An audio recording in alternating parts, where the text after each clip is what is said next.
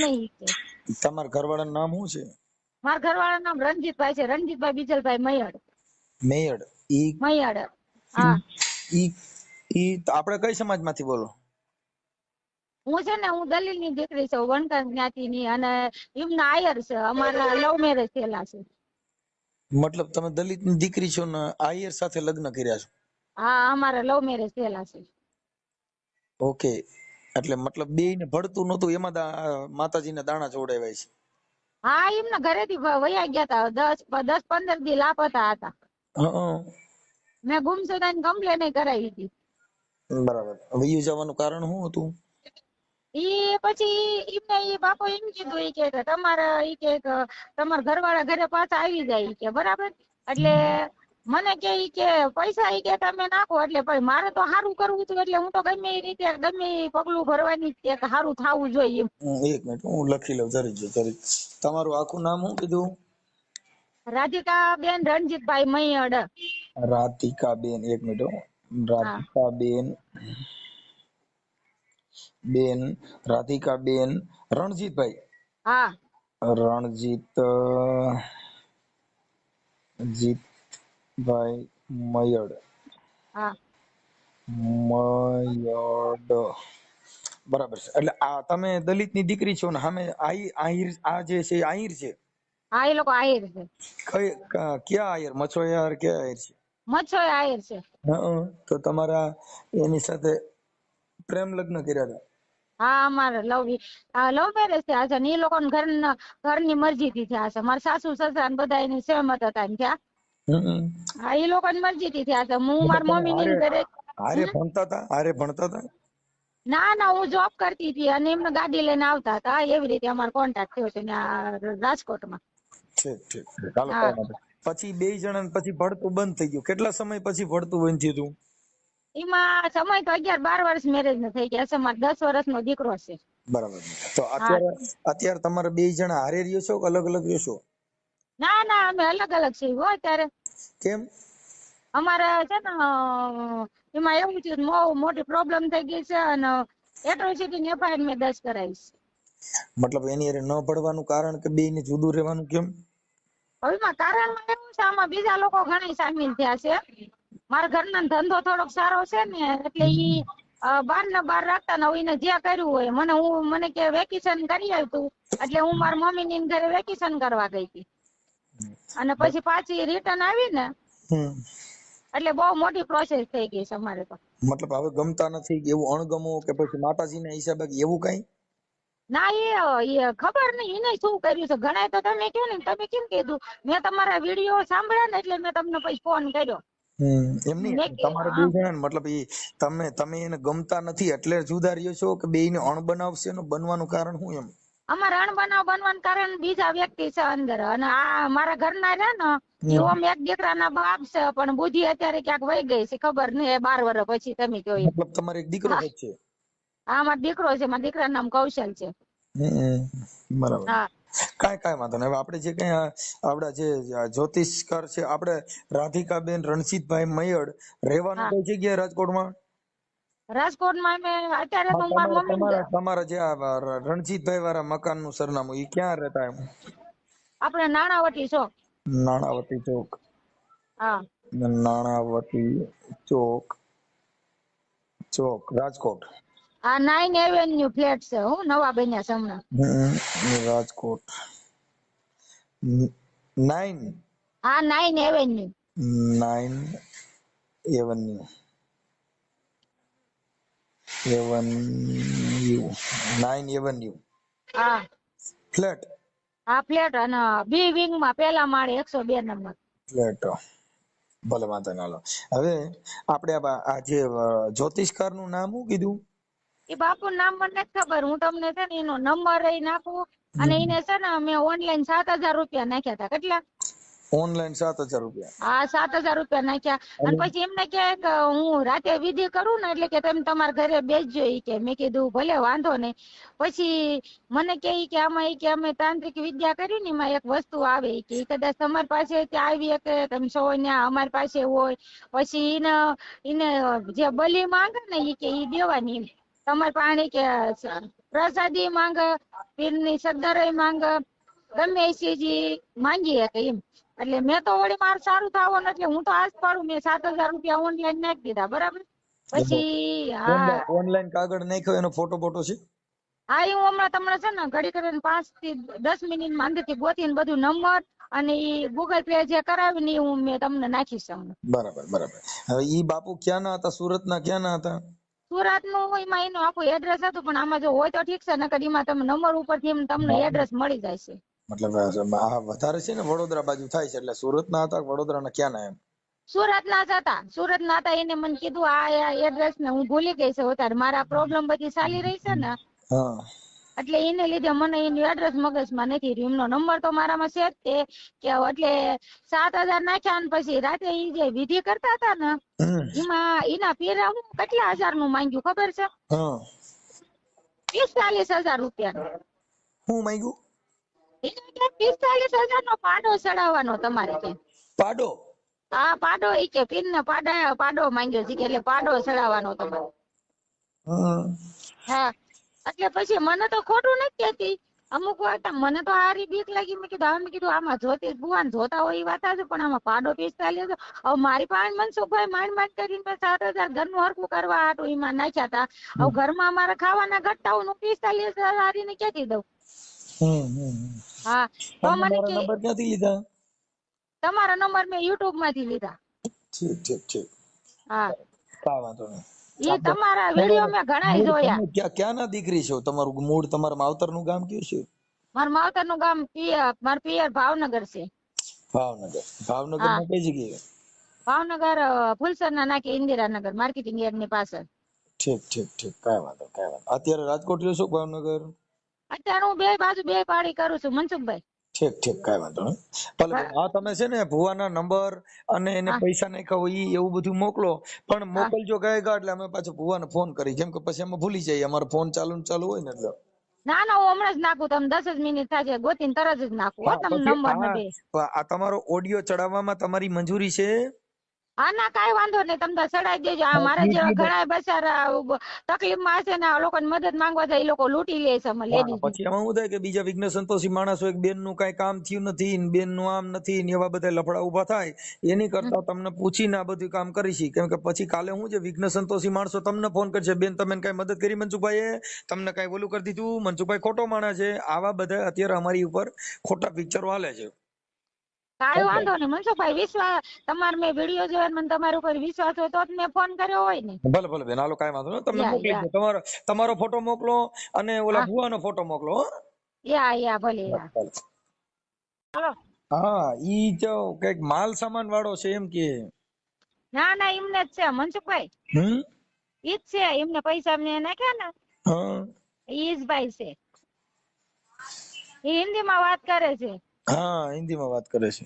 હા ઈ જ છે. એને મેં પૈસા નાખ્યા. મેં તમારો ફોટો નાખ્યો ને નંબર નો, એમાં એને મેન નું નાખ્યું મેં. એમાં ઉપર નંબર જે ઓલા ઉપર લખેલા એ જ ને? હા ઈ જ છે. એ જ્યોતિષ પોતે જ છે? હા ઈ જ છે. પોતે પૈસા એને જ લીધા છે ને એને જ નાખ્યા છે. અને એમ કે છે મારા ગુરુ નો બીજો નંબર છે, એટલે મને કે તો મેં કીધું મેકલો આમાં, મેં કીધું તમારા ગુરુ નો બીજો નંબર હોય તો. હા પૈસા તમે એમને જ નખાવ્યા છે. ઈ કેવો ઈ એને જ વાત કરી હતી, વિધિ એને જ કરી છે. ઠીક ઠીક ઠીક. હા હા હા તો તમે એને છે ને મારા 7,000 રૂપિયા લઈ વયા ગયા છે. હા યા. हेलो। જય માતાજી. कौन? આપણે જ્યોતિષ બાપુ બોલો? नहीं, તો सामग्री वाले बोल रहे हैं हम तो।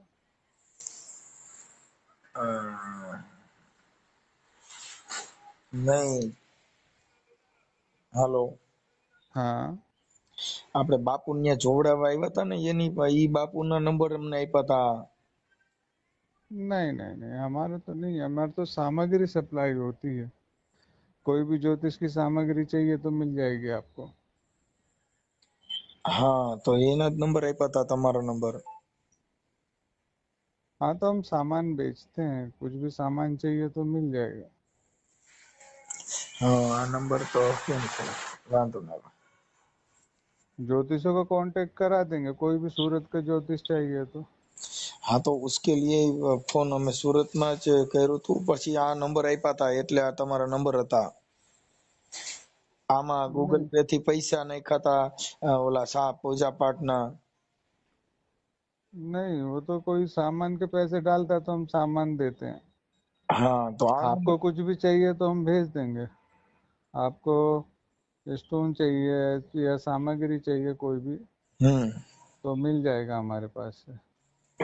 और ज्योतिष चाहिए तो सर्च कर लो, अब सूरत का कोई भी ज्योतिष चाहिए तो उनके यहाँ भेज देंगे। જો જ્યોતિષ વાળા બાપુ છે ને એને તમે આ નંબર આપ્યા હતા કે આમાં ફોન કરજો. नहीं नहीं नहीं, हमें तो तब आता है जब कोई पेमेंट डालता है कि भाई हाँ सामग्री देनी है, इतने का भेजना है, तो हमारा नंबर जाता है। સારું वो लोग आते हैं दुकान पे कि हाँ पैसे आ गए, सामान दे दो, हमारा ऐसा रहता है। ઠીક છે. હલો, હાલો ક્યાં ભાઈ ક્યાં છે? કયા ભાઈ? આ આપડા જ્યોતિષ નું કામ કરે ને ઈ. જ્યોતિષનું કામ સાહેબ રોંગ નંબર લાગ્યો લાગે છે, કારણ કે આ સાગર પૂજા ભંડાર માંથી વાત કરું છું મેં. પણ બેન એમાં એવું છે કે અમારા બેને જે જોડાયું ને ઈ આ નંબર પાસે જોડાયું હતું ને વિધિ આમાંથી જ કરી છે.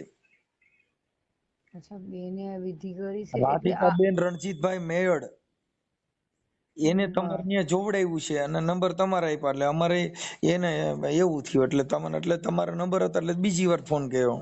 ના ના, પણ એમાં એવું છે ભાઈ કે અહીંયા છે ને અમે લોકો આપણે જે કંકુ, દોરો, ધાગા જે કઈ જોઈતું હોય ને સામાન, એની શોપ છે આ. વાત સાચી છે પણ જે જ્યોતિષ નું કામ કર્યું ને ઈ આ નંબર માં પૈસા નાખ્યા છે. જ્યોતિષે જ આ નંબર વાળા ભાઈએ કરી દીધું છે. આ નંબર માં પૈસા નાખ્યા એનો સ્ક્રીનશોટ પણ અમારી પાસે છે.